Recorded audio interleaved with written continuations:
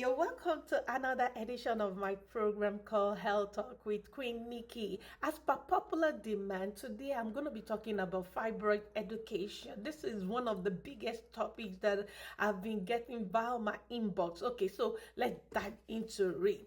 Okay, I'm not going to go by the pathophysiology, but just let's talk about the risk factor. What are the risk factors when we talk about fiber? But before we go, every female has one way or the other fibroid in their system.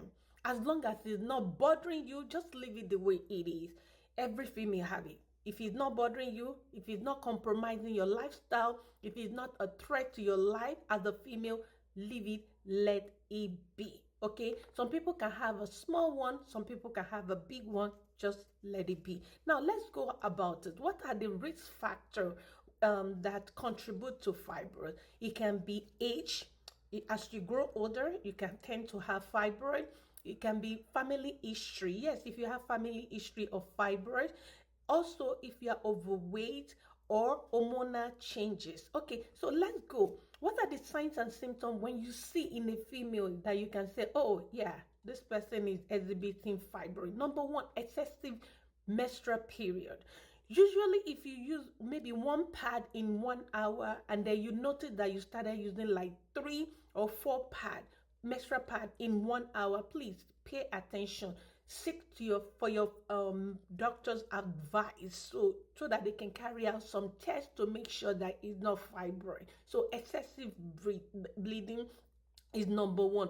Painful menstrual cramp. Yes, with fibroid you can have like very bad painful menstrual cramp, so seek for your doctor's advice. Number two, constipation. Because of the nature of the fibroid construction, or how it's built, it can put heavy pressure on the bladder. So some people have pressure when they are urinating, or they can have a constipation during fibroid process. So check it out. They also have lower abdominal pain or back abdominal pain. It's very, very common among them. And sometimes they have abdominal distension. Some of them look like they are pregnant, but they are not. They are not pregnant.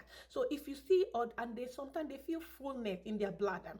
So if you see all these signs and symptoms, please consult your doctor, seek for medical advice, and they can do further testing. Now, let's go about what are the treatment. Treatment varies based on individual, but I will just go by the little one that I can talk about. Number one, if you are overweight, just make sure you do exercise. Exercise helps in regulating our hormone and also reduce our weight and make us live healthy lifestyle. That's why I always mention exercise in all my video. Two, modify your diet. Your diet in the sense that if you are, because one of also the signs of what's it called, fibroid is anemic, because when you lose blood you tend to have low hemoglobin and hematocrit. So due to that you become anemic. So if you're eating healthy diet with lot of vegetables, fish, and things that an iron that can boost your blood secretion, that way you can increase your rate of put blood production in your body. So if you're anemic, you eat healthy balanced diet contain lot of iron. Okay, and then for women, we tend to know that we need to take our probiotic, even though I don't like to mention medication on my program, but with this purpose I will. Iron, and sometimes when you're having excessive bleeding, you can look vitamin D. You can get that from sunlight, you can get that from supplement, as per your doctor direction or recommendation. Please stick for your doctor direction or recommendation. But overall, diet is very, very good. Okay, and if you are constipated due to fibroid, you eat food that are high in fiber, and also drink water or over-the-counter medication that you can use as a softener. But most of the time, diet is very, very good. It helps with iron, it helps with blood production, it also helps to keep you fit. Okay, now if you have used all those ones, your doctor can also recommend some pills for you to control your excessive bleeding during blood period. Okay, so you can stick to your doctor. They have a lot of birth control that they can recommend for you, or pills that they can recommend for you to regulate your hormone. Remember, I told you fibroid is hormonal issue, right? So they can use it. And also they are invasive, which I don't want to talk about. The doctor or your OBGYN will be very, very good resource to talk about that.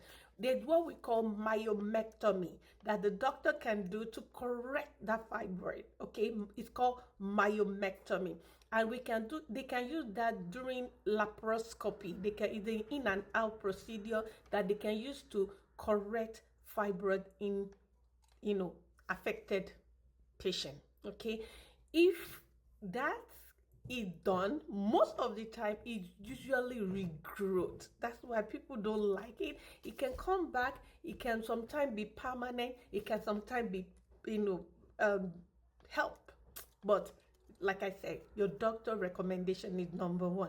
And then we have what we call partial hysterectomy and hysterectomy. This is the last resort whereby if the fibroid is becoming threatening to the female, they will go ahead and do the partial hysterectomy. Means that they will take all the uterus, they will take the uterus, but they will leave the cervix, so that way your hormone can still be producing. Because remember, we said it's an hormonal issue. If they don't leave it, you're still going to be taking some other hormones, but if they leave it, you will not have to take it. And then most of the people that did this partial hysterectomy or hysterectomy, they said it usually take them to early menopause. So that's why they have to leave it, so they don't take this supplement. Okay, so these are invasive procedure that your OBGYN will sit down and talk about if it's becoming life-threatening. When I say life-threatening, let's say you are bleeding excessively non-stop. And then remember, if bleeding is oxygen in our body, carry oxygenated body and oxygen body throughout our vital organ. But if you continue to bleed excessively due to fibroid, they have no choice but to do the necessary thing based on your own consent and education. So make sure you ask your OBGYN every question that you can ask in order to get to this last result. That's why I don't want to talk about it. So let's keep that if it's becoming life-threatening. But now, for the purpose of this, make sure if you have fibroid, or you talk to your OBGYN or your doctor that refer you to a specialist, if they ask you to choose your option, please make sure you do your own research. Look for video like mine that they are talking about fibroid, so you can know your option and what to do. Now, I had this question. People were like, oh, if you have fibroid, can you still give birth? Yes, you can still give birth. You can still be pregnant with fibroid. Your doctor will explain further if you have it. It can lead to some complication, but your doctor is in the best position to explain to you the norm, what to expect, what is not normal during pregnancy with fibroid. Now, another question I had that people ask me is, oh, people sell some Ready-Me and that will tell you, oh, if you use it, it will shrink fibroid. Fibroid don't shrink with herbal thing. I am saying it with my full chest. It does not. The only thing is, go to your doctor, let them sit with you one-on-one, and also based on your research that you do with video like mine from nurses, doctor, and also every resource you can get from book reading and all those stuff. So sit with your OBGYN and then decide on the best option. If it's pill, if it's the surgery, if it's just to leave it, if it's not bothering you. So think about your option and what you can do and choose the best that is sweet for you. Okay, so for the hysterectomy and partial hysterectomy, you can still freeze your egg if you still want to have kids, and then take the necessary position, because remember, if you have life, you can still live. Okay, now if you find this very helpful, please follow my page, and then if you want me to do another part, which is part 2, I will do it. Okay, but I have things that I can post on my repost, so check my repost. Bye and God bless you. I'll see you in my next post. Bye bye.